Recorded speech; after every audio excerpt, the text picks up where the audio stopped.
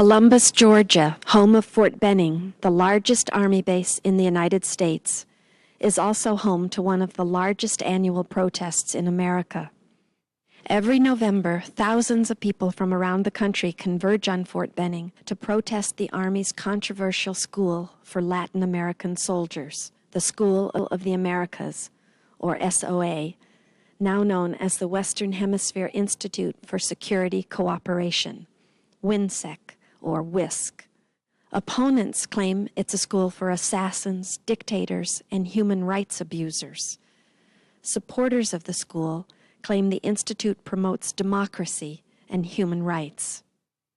26 people were imprisoned for crossing the line during the 2000 protest. One of them was Rachel Hayward, an 18-year-old student from Kalamazoo College. Intrigued by her story, 5 independent videographers from Kalamazoo, Michigan, traveled to Fort Benning, Georgia in November 2001 to answer questions of protest.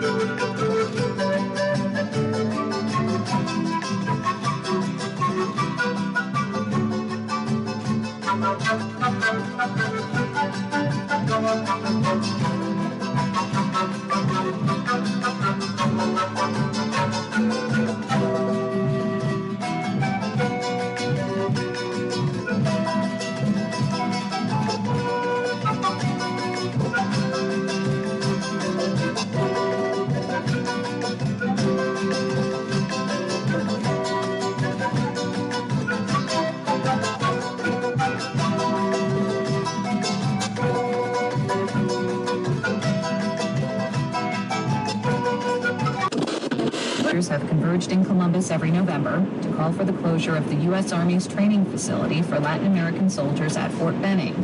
In the past, the demonstrators have lined up in front of Fort Benning's gates, and then they've marched on to the Army base as part of a mock funeral procession to commemorate the victims of military violence in Latin America. But this year, because of increased security concerns, Army officials aren't letting the demonstrators onto the base, and Columbus Mayor Bobby Peters has told them that they have to have their protest at a stadium about 6 miles away. The demonstrators have agreed to assemble at the stadium, but they've also been very open about their intentions to march to the main gates of Fort Benning, in spite of the mayor's request that they not. The protesters insist that their demonstrations have always been peaceful in the past, and that this year will be no different. But Mayor Peters contends city residents could be harmed if the demonstrators leave the stadium, and he has asked a federal judge to order the protesters to stay at least 50 yards away from Fort Benning's gates. The request has been transferred to a U.S. District Court, and a decision is expected to be handed down later today. The protesters are being represented by the American Civil Liberties Union. For Georgia Public Radio News, I'm Maura Farrelly. Citizens of Columbus were not welcoming toward protesters. Letters to the editor from the Columbus Ledger-Inquirer expressed that sentiment. It is apparent now that the leadership of SOA Watch has no respect for the law or the military out at Fort Benning. The military at Fort Benning has a lot of pressure on it from the war on terrorism. By having this march to Fort Benning with children and women with them, the leaders of the SOA Watch are no better than the Taliban government by hiding behind children and under the skirts of women. Shame be unto them. Some citizens went so far as taking out a full-page ad warning against the danger protests would create.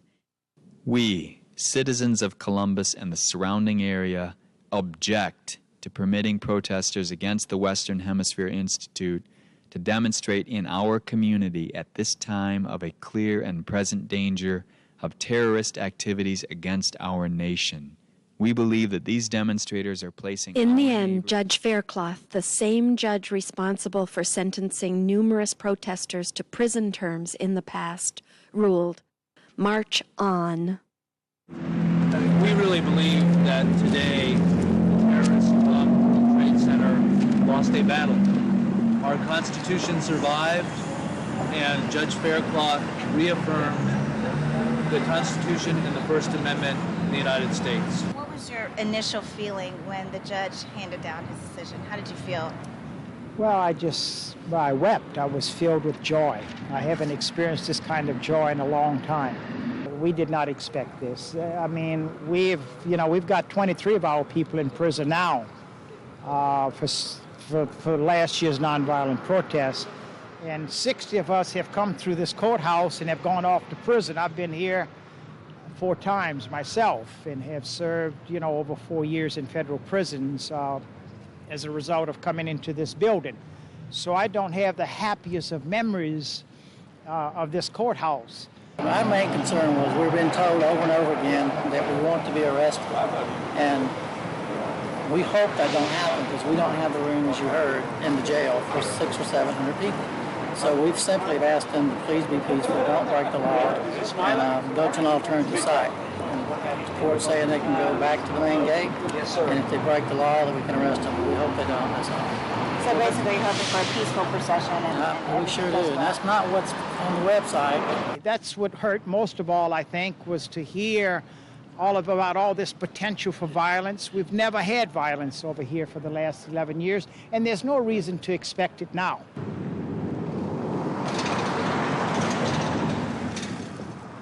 Founded in 1946 to train Spanish-speaking soldiers from Latin America, the School of the Americas has graduated numbers of documented human rights abusers, including El Salvadoran president and death squad leader Roberto Dobison, found guilty by a UN Truth Commission of assassinating Archbishop Oscar Romero.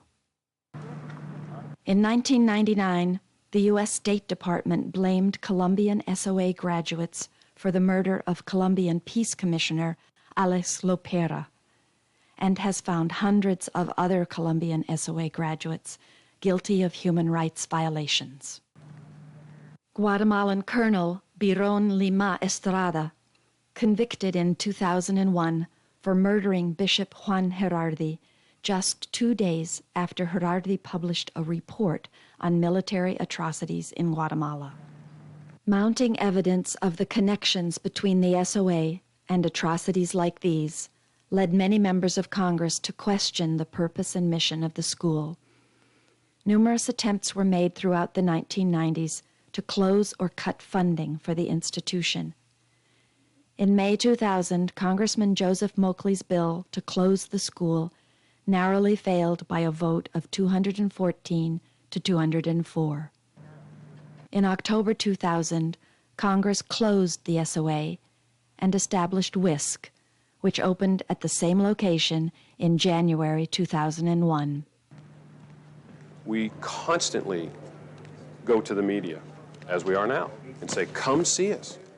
See for yourself what we do. Talk to our people.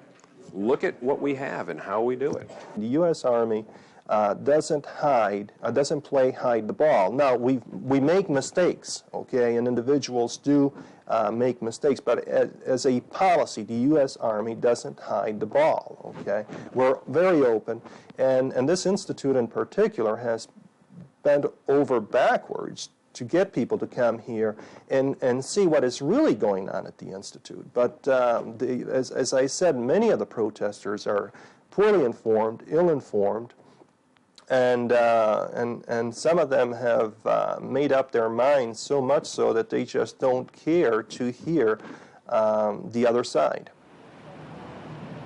When the Western Hemisphere Institute for Security Cooperation makes a public statement that anyone from the public, any School of the Americas protester is invited anytime to visit the school, is a good propaganda ploy, but it doesn't pass the reality test It doesn't pass the first laugh test.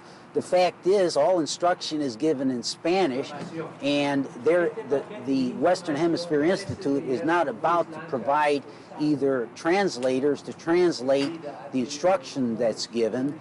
They have never provided an opportunity for visitors to school to engage in discussion with the students, and they have never provided their training manuals for public view.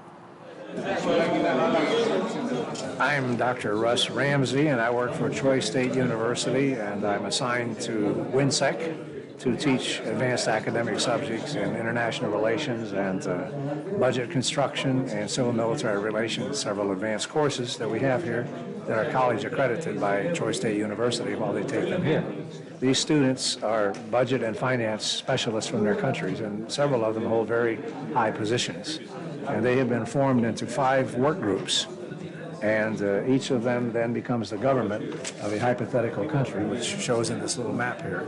And the 5 countries are each fictitious. One of them is a modern little democracy. One of them is a very backward, messed up country, and everything in between.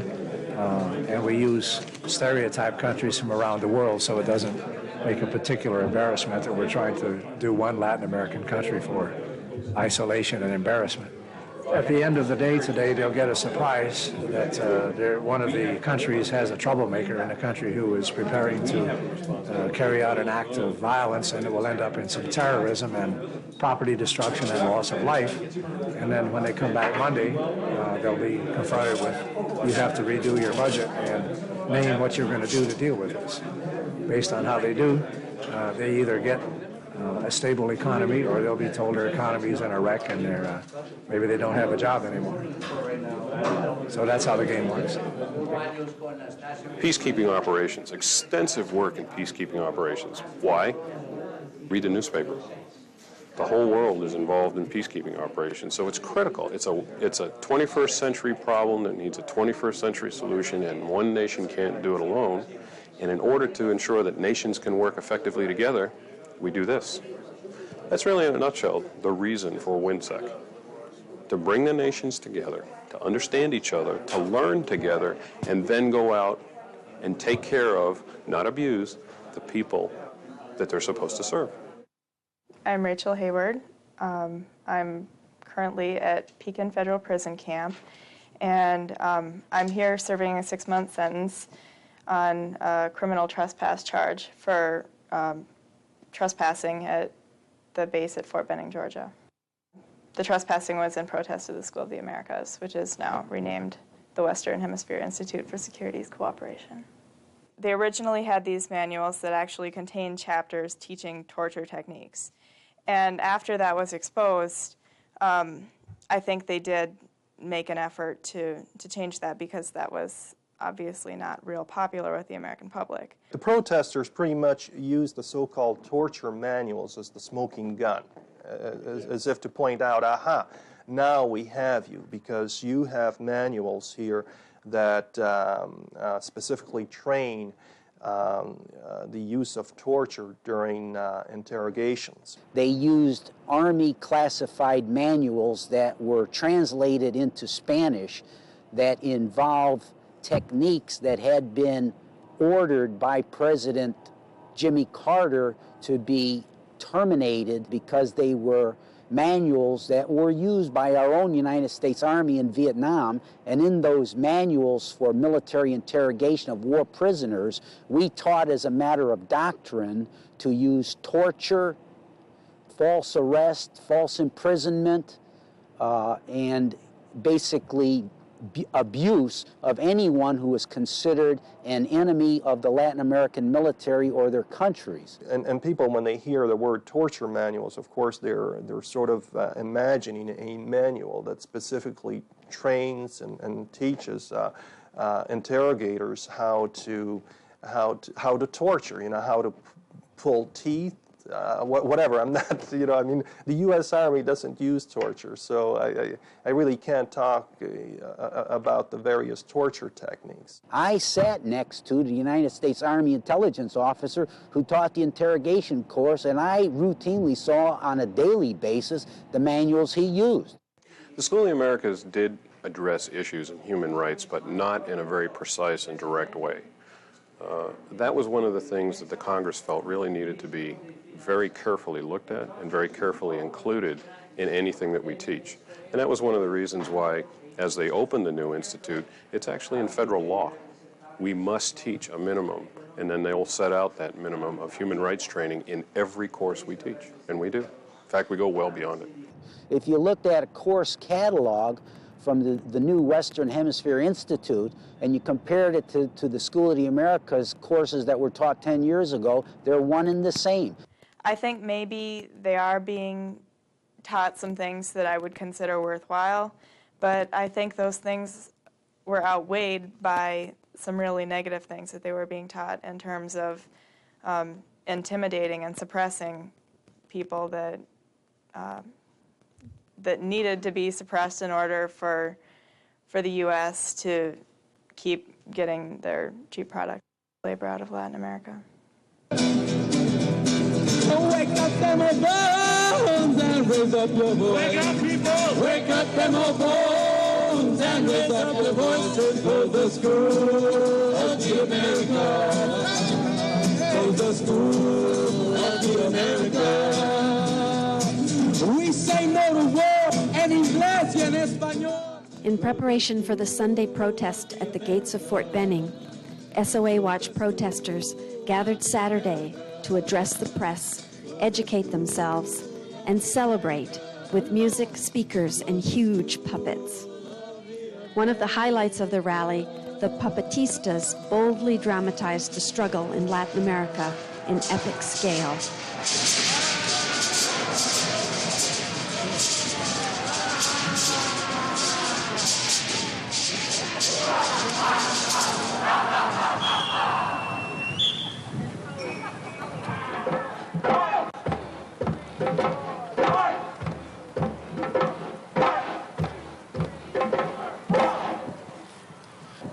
In 1981, September 11th, to be more precise, the Guatemalan security forces came to my father's home and place of work, and in two separate but simultaneous military operations, kidnapped my father, my stepmother, one of my sisters-in-law, my 18-month-old sister, and my two daughters, who were 9 and 10, never to be seen or heard of again.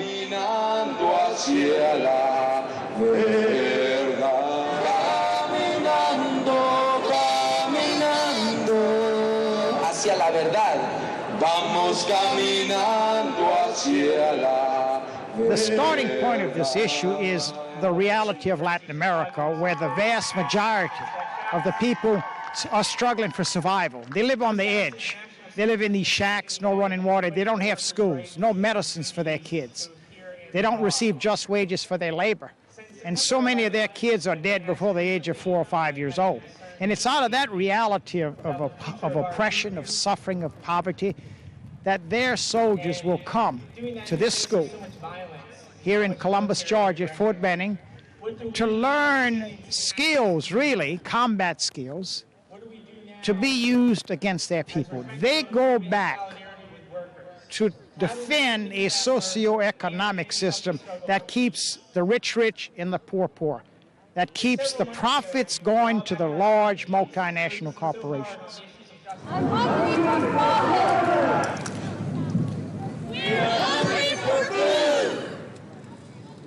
Historically, Latin American militaries have only been used to control their own populations.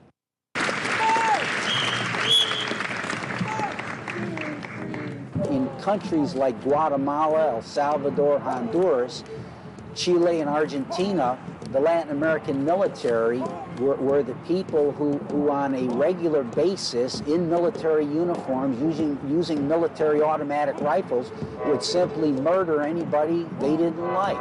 First, they'd arrest them, throw them on the back of a truck, bring them to a military fort, interrogate and torture them, and then put a bullet in the back of their head and go dump them somewhere on the side of a mountain. That was the classic, typical pattern of behavior of the Latin American military.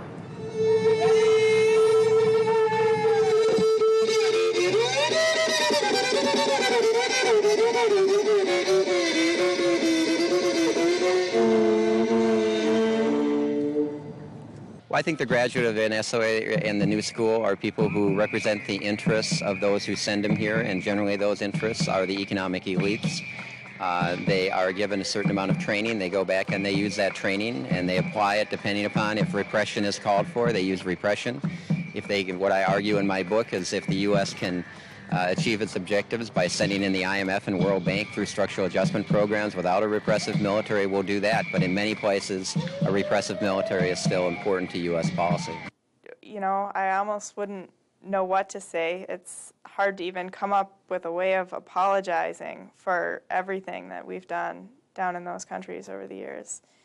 I mean, I would hope that maybe after the events of September 11, people in this country would have some understanding of what it's like to lose, you know, innocent people in your own country.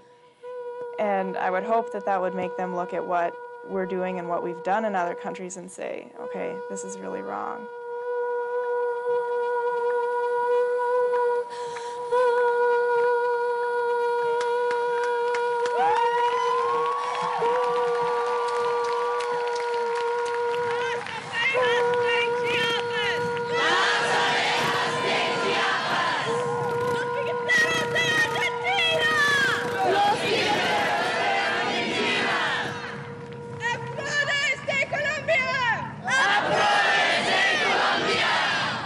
Why are you here today? ¿Por qué estás aquí? Primero he venido a este país desde agosto por persecución contra mí por actividad de derechos humanos y he tenido la oportunidad de venir a conocer el programa del cierre de las escuelas de las Américas, conociendo que muchos de los militares y altos oficiales del Ejército de Colombia que investigamos por violaciones a los derechos humanos fueron entrenados en esta escuela. How did they take it that you were investigating their actions? Para ellos, las investigaciones en su contra por violación de derechos humanos son invenciones de la guerrilla o de los grupos de derechos humanos. A nosotros nos señalan que somos auxiliadores de la guerrilla por investigarlos a ellos. Pero nosotros también en la unidad investigamos a la guerrilla por violación al derecho internacional humanitario. The truth is very, very difficult to reconcile in the minds of many American people. You like to think that your government is acting in your best interest, acting honestly, acting with legitimacy.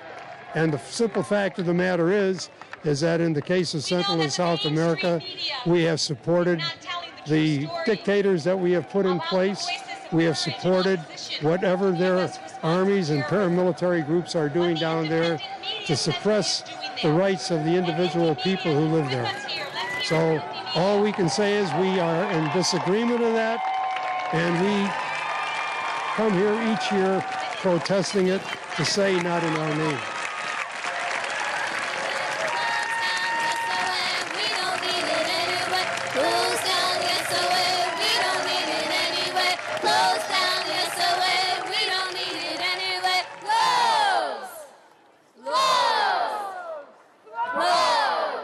So on behalf of the people of Latin America, and on behalf of my family, on behalf of the families of the between 5,000 and 6,000 children that disappeared in Guatemala alone, I thank you from the bottom of my heart. Thank you.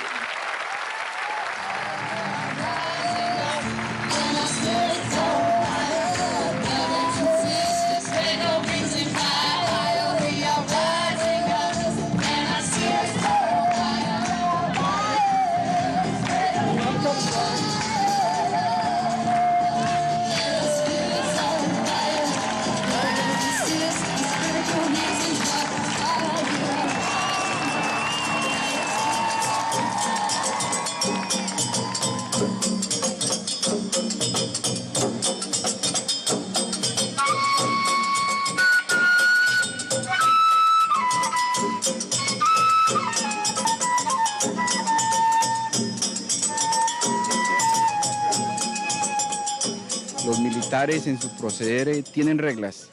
son agentes del Estado y deben respetarlas.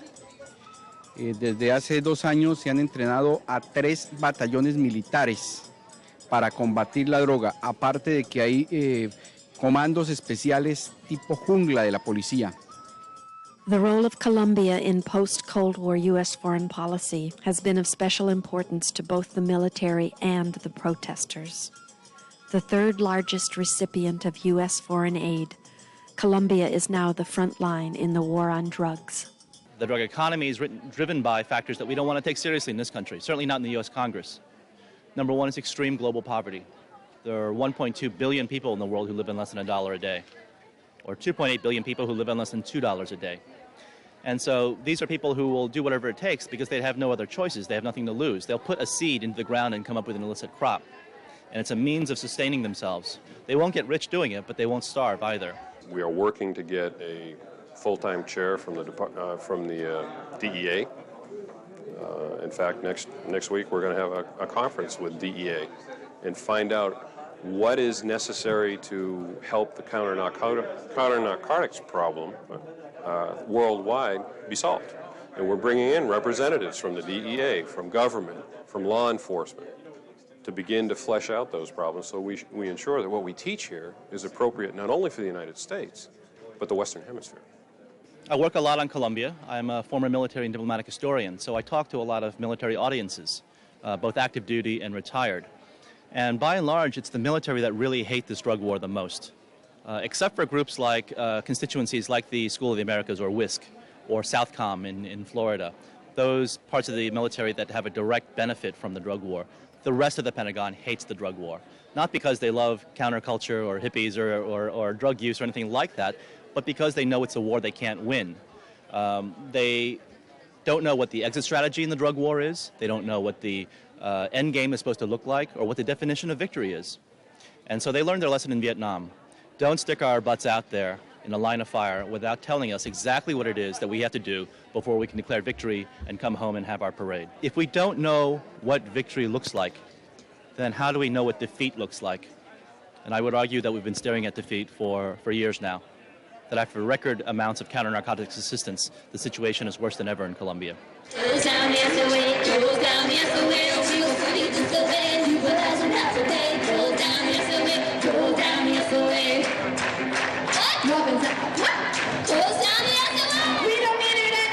"12 years ago, we began with just a core group, a very small group, and as word began to spread around the U.S., in colleges, in churches, workplaces, about all these people in Latin America who were being killed, disappeared, tortured, raped by graduates of this school. People like the 6 Jesuits and a young mother and her daughter, the 4 churchwomen from the U.S. who were raped and killed by graduates of the school, the assassination of Bishop Romero, also by graduates of this school, and many, many others. As their stories began to get into colleges and church groups, peace groups, our movement began to grow. And it got so big. It put so much pressure on the Pentagon. In January, they changed the name of the school from the School of the Americas to the Western Hemisphere Institute for Security Cooperation. I can only say it's a new name, but the same shame. It's like taking a bottle of poison and writing penicillin on it. It's still deadly. You know, same name, same shame, or whatever it is. What I say is do like any educated person does. See both sides. Listen to what the Soul Watch people have to say, but then come and see what we do. This is an open institution. We have invited repeatedly the senior leadership of the Soul Watch to engage in dialogue. They've refused. We have changed because we have a heartfelt mission here to train Latin American service members to accomplish the military police missions in a lawful way, in a manner that meets legal standards, international human rights norms, and international humanitarian law. I have met, for lunch with the commandant of the school, and we've spoken for hours. And I've said to him, and I say it to you, what is there to see? When you can tell us that you have disarmed those soldiers, I'll go and visit that school. The poor of Latin America, they need food, medicine, schools, adequate housing. They do not need more guns. They don't need Black Hawk helicopters. They don't need those M16s that they gave me to go off to Vietnam years ago. No.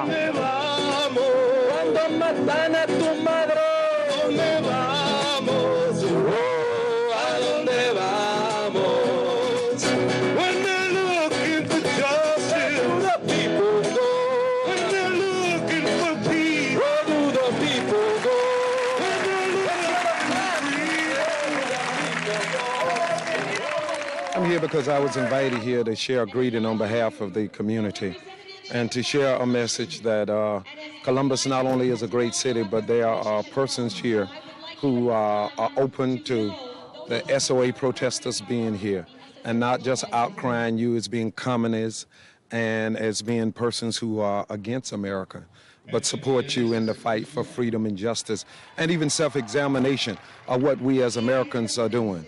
Last but not least, I say to you, you have our prayers, you have our support. And even though we may be divided on whether you should or should not be here, I salute you as Americans in a time of real and make-believe patriotism. I salute you to stand and march on till victory is won.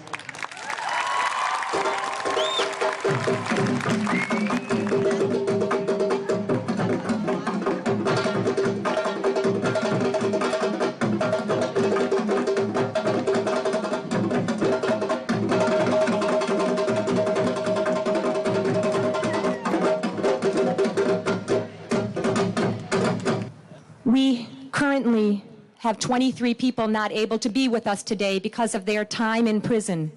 We would like to acknowledge those people because they are very much here with us in spirit. Rachel Hayward. Presente. She and I crossed the line at Fort Benning, Georgia with I think 8 other students from Kalamazoo College. She was the only one that had ever crossed the line before. She was just an extremely huge inspiration to everyone there, and she knew what she was getting into. She knew the consequences that she would be facing, and she was willing to risk all that. We're representing a young woman from Kalamazoo, Rachel Hayward. The price that she has to pay, I think, is very high. But people are willing to do it because they know how evil this school is. ¿Qué pide usted de los ciudadanos norteamericanos? Aparte de gente que ya está aquí. No, que conozcan y salgan un poco de su realidad y miren hacia afuera.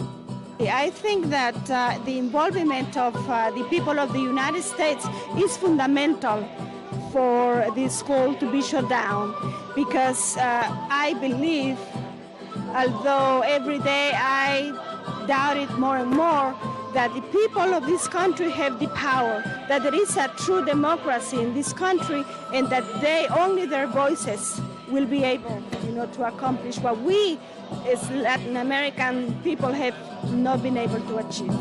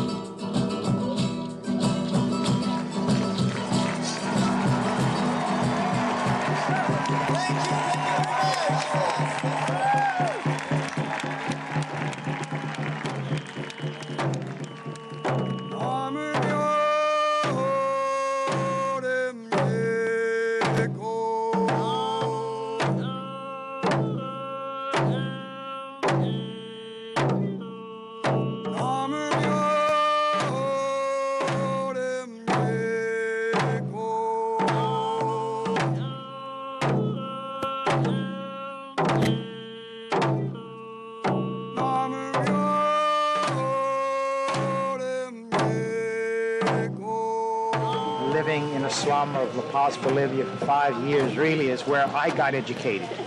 The Corps that I went to serve is a Catholic priest with the Maryknoll Order into the struggle of the suffering, poor, the oppressed of Bolivia. They became my teachers. They began to teach me about my country's foreign policy there. There was, the big corporations coming into Bolivia to exploit the poor, to, make profits. The CIA was very active there. Our country, the United States, was propping up a dictatorship. And I was among a group arrested, university students and others, tin miners, labor organizers, church leaders. I was among a group arrested, and I was forced out of Bolivia. I was doing educational work here, based in Minnesota, and we learned about this massacre in El Salvador of the 6 Jesuit priests, young mother and her daughter, and it was reported by Congressional Task Force that those responsible were trained at the School of the Americas at Fort Benning, Georgia, just down the road here, about 3 miles. I knew I had to come here and investigate, and found this little apartment, just right outside of the main gate. Invited friends, they came, we started the SOA Watch. And we started with a very small number, 10 of us, and today we will have thousands.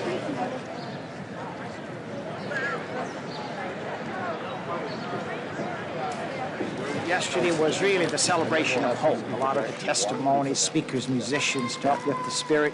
Today, more solemn. It's our solemn funeral procession, where we, in a special way, will keep alive the memory of the victims. We're touching on the sacred here. It's solidarity at its finest. We here in North America are connecting our lives in a very simple but a very sacred way to sisters and brothers in Latin America who are the victims, really, of this school. It's not about us.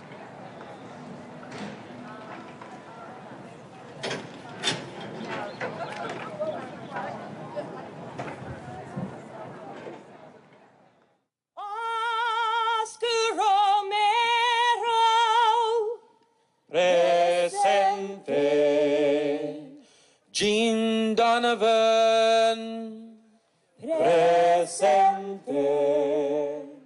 Maura Clark, presente. Dorothy Kazel, presente. Etha Ford, presente. Amando López, presente.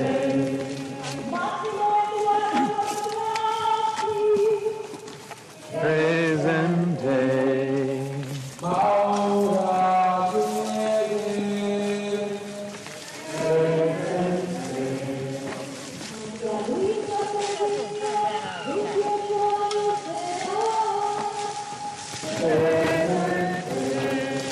María Teresa Cerviña, 28 años de edad, presente.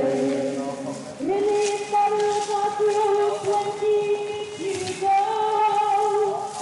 Presente. Carlos Guillermo Urrutia, 28 years old.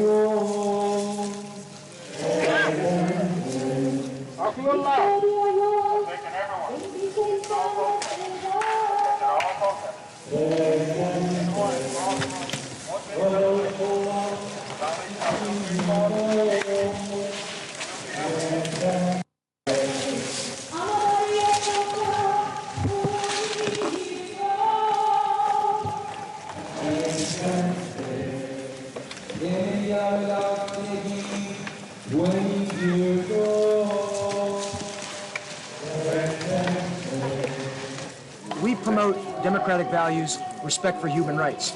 Your efforts to talk about anti-globalization or anything, that's far beyond the scope of what we do. We focus on our piece of our foreign policy's efforts to assist the countries of this region, focuses on the public security area. I find the sort of conspiracy thinking that led you to talk about that some of the ladies have mentioned here before, that you mentioned before. It goes beyond all credibility for me just as an individual seeing this. I can tell you, I mean, you don't have to believe me, but I can't see any link between what the rhetoric says that our students or what SOA graduates did in terms of repressing people in the region, that's as a part of the U.S. government policy, it's absolutely ludicrous.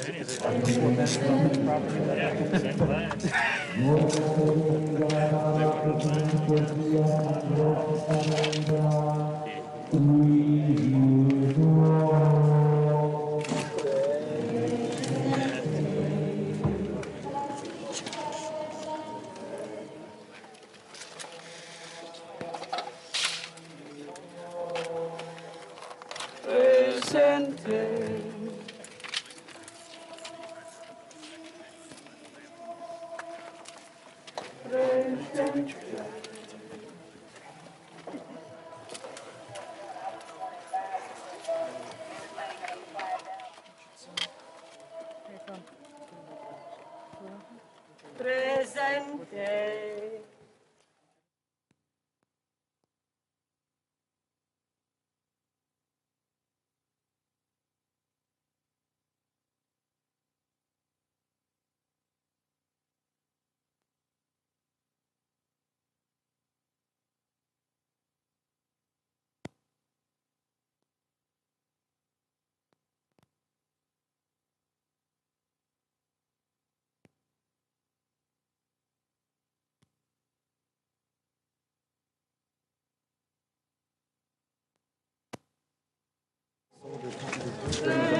¿Qué cree que cometieron violación de derechos humanos? 45 por lo menos. Cero. No, Y está en los récords. Señora, está en los récords. Nosotros hemos leído otros récords. Por eso le digo que usted, pero usted tiene que oír las dos partes. Bueno, entonces... Déjeme decirle una cosa. Yo solamente veo un futuro. Hablamos del pasado ya. Solamente veo un futuro y le pido a Dios, porque usted tiene que defender su trabajo, su lugar donde usted está, por lo que sea. Yo le respeto ahí su filosofía yo se la respeto. Pero lo que sí digo yo y le pido a Dios, que esta gente que viene ahora para el año que viene va a multiplicarse, y esto pienso que va a desaparecer, para que vayan buscando su trabajito como ustedes, ¿verdad? Que apoya, como usted que apoya lo de la escuela, yo pienso. Bueno, que le deseo muy buena suerte. No, yo sé, a mí, ya tengo muchos años, yo voy a retirar, ya yo tengo 30 años. No se le nota, pero... Bueno, yo tengo 54 años y me voy a retirar el otro año. Se le da. Okay. Yo me voy a retirar ahora en febrero, yo me retiro, ¿ok? Pues más pronto usted apoye lo que la gente está diciendo, apóyenos, somos hispanos. Pero mire, usted es nuestra gente. Ya cerramos, ahora nos expandimos, ahora estamos enseñando civiles. Pues cambien de otra técnica.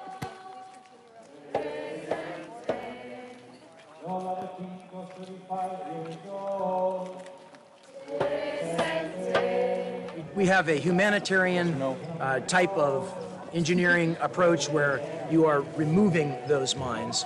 We also do engineering operations, general kinds of engineering and things like that, but the emphasis on removal, not emplacement. So there are no courses on placement of landmines offered at this university or at this school? Well, institute. We have I'd have to check for you, but to my knowledge, our focus is on the removal, not the emplacement. Find out what we really do. Don't hear just one-sided rhetoric. You hear on this side of the fence of the protest.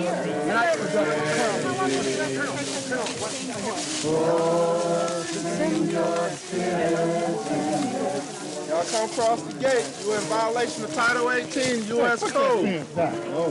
You're in violation of U.S. Code. So you all know, be advised, our protest, you are in violation the American flag. U.S. Code, Title 18. If I lay down your arms, you come across the fence, you will be apprehended. We are recognizing that we are complicit. Just let them pass. In the violence that's committed by the School of the Americas, and we're asking you to wash your hands too. Get on the roadway, walk down the street. Check it all, protesters. Check it all, protesters. This flag, we'd ask you to continue in this process. You're in violation of that child.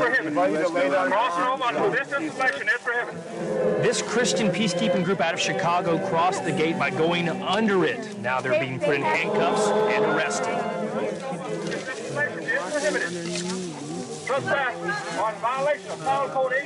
As I was growing up, I was really, really disturbed by the story of World War II and the Nazi rule in Europe and the concentration camps and all that. And I was shocked by it. I couldn't believe that people would sit there and watch this stuff happen and not do anything about it. You know, I was just appalled by that. And as I was growing up, you know, I kept asking my mother about that, and she would say, well, it still happens. People will still look the other way when something that terrible is happening, because it's too hard for them to get involved. They don't want to change anything in their life. And I didn't ever want to be one of those people. Are you surprised that protesters crossed onto Fort Benning? No, Jason. I mean, I saw the website which encouraged Soil Watch members to cross over, to go around the fence, whatever. You know, and I will tell you, so I'm not surprised. I just wish, and I admire the commitment and the dedication of the folks that are out here, and I just wish that we could channel that in a more meaningful way, because our institute is focused on promoting democratic values like respect for human rights, respect for law, respect for civilian authority. And those are the very same objectives I know that the Soil Watch has. And I wish we could work together rather than them protesting our ability to try and achieve the same objective they're trying to seek.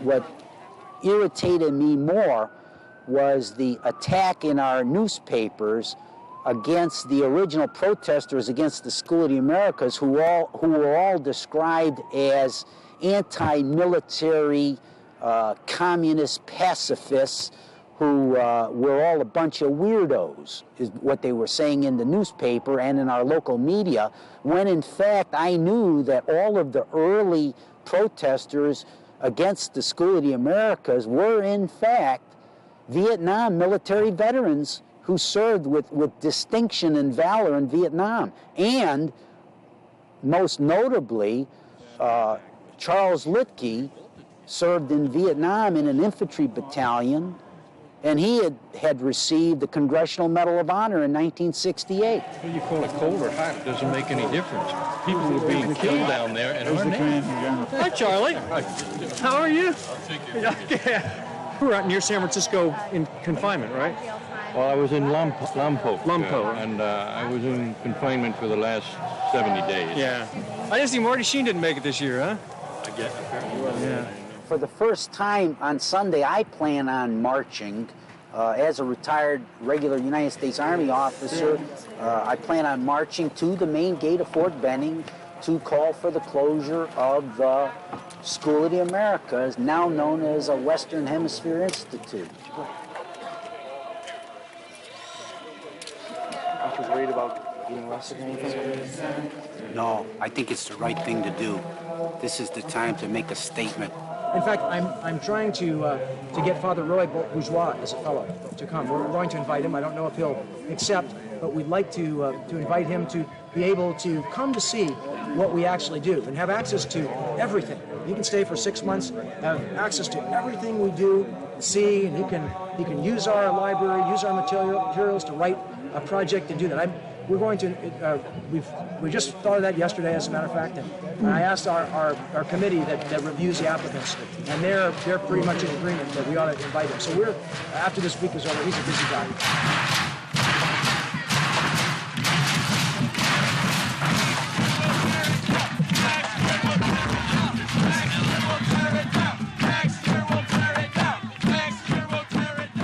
Unlike the thousands of protesters who came to participate in the peaceful and reverent funeral procession, a few came to Fort Benning seeking a fight. Actions inconsistent with the pledge for nonviolent protest were quickly contained by SOA Watch peacekeepers and channeled away from violence.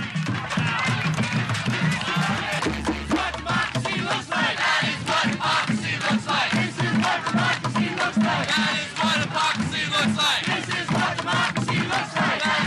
democracy looks like.